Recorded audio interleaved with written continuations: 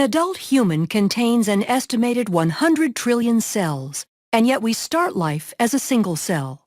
To grow, develop, and repair tissue damage, we rely on cell division. In eukaryotic cells, this process is accomplished by a series of well-orchestrated steps called mitosis. Every day our bodies must produce millions of skin cells to replace those lost through normal activity. Each of these cells must have a complete complement of the genetic material. Prior to cell division, where the cell divides into two identical cells, the DNA needs to be replicated so that each daughter cell receives an exact copy. Following DNA replication, the chromosomes condense in the nucleus of the cell. DNA condenses by wrapping around cores of histone proteins, forming nucleosomes. This beads-on-a-string structure is called chromatin. As a cell prepares to divide, chromatin coils up further, shortening and condensing the chromosome.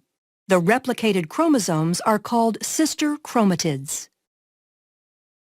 The replication of DNA and the formation of sister chromatids is one part of the entire cell cycle. To prepare for cell division, the cell goes through interphase, which can be divided into three distinct phases. During G1 or gap1 phase, all the organelles and cytoplasmic components, including the centrioles in animal cells, replicate. Then during S or synthesis phase, the DNA replicates. Finally, during G2 or gap2 phase, all the enzymes needed to aid in the process of cell division are produced. Most eukaryotic cells spend a great deal of time in interphase, and a very short period of time actually dividing, a process called mitosis. The cell is now ready to go through mitosis, which consists of prophase, metaphase, anaphase, and telophase. During prophase, the chromosomes condense and become visible, appearing as two sister chromatids held together at the centromere. The cytoskeleton disassembles as the spindle begins to form. In animal cells, centrioles play an important role in the distribution of the chromosomes in the dividing cell. The centrioles migrate to opposite poles, establishing a bridge of microtubules called the spindle apparatus, and the nuclear envelope breaks down. Towards the end of prophase, chromosomes attach, by proteins in their centromeres called kinetochores, to microtubules from each pole, moving the chromosomes toward the equator of the cell. During metaphase, all chromosomes are aligned at the equator of the cell, called the metaphase plate. Anaphase begins with the degradation of proteins that hold sister chromatids together, freeing individual chromosomes. The free chromosomes are then pulled by their kinetochores to opposite poles. At telophase, a cleavage furrow forms in the center of the cell. This indentation is made from a constricting belt of actin filaments surrounding the inside of the cell's circumference. Chromosomes cluster at opposite poles and begin decondensing as the nuclear envelope reforms around them. The spindle apparatus disassembles as the microtubules are broken down into tubulin monomers that can be used to form the cytoskeleton of the daughter cells. In animal cells, cytokinesis completes cell division by extending the cleavage furrow to completely separate the newly formed daughter cells. Since plant cell walls cannot be constricted by actin fibers, vesicles form an expanding membrane partition called the cell plate.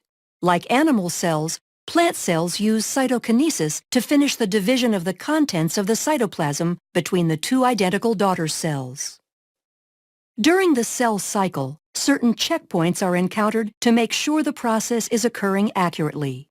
And if it is not, the cell cycle will stop at the checkpoint and correct, or possibly inhibit that cell from dividing. The first checkpoint is the G1S checkpoint, and is considered the primary point at which the cell cycle continues or stops. External signals and growth factors can influence the cell cycle and affect the progress at or before this critical checkpoint. The G2M checkpoint allows cells that have successfully completed all 3 phases of interphase to begin mitosis. The last checkpoint is the spindle checkpoint, ensuring that all chromosomes have attached to the spindle in preparation for anaphase. Growth factors, the size of the cell, and the nutritional state of the cell are all contributing factors in cell cycle regulation, ensuring that only certain cells divide at appropriate times.